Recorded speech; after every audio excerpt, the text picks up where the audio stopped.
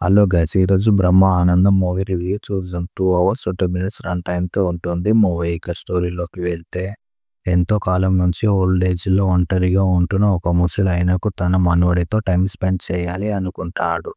కానీ తనపై ఎలాంటి ఫీలింగ్ లేని మనవడికి ఆస్తి ఆశ చూపించి ముసలి అయిన తన మనవడితో టైం ఎలా స్పెండ్ చేశాడో తెలుసుకోవాలంటే మూవీ చూడాలి.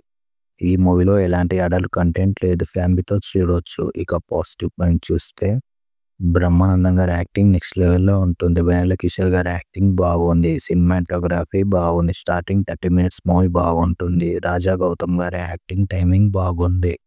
ఇక నెగిటివ్ పాయింట్ చూస్తే మ్యూజిక్ బీజిఎం ఏం బాగాలేదు. సెకండ్ హాఫ్ కొంచెం లాగ్ అనిపిస్తుంది. మూవీ ఇంకొంచెం బాగా తీస్తే బాగుండు. ఓవరాల్గా వన్ టైం వాచబుల్ మూవీ.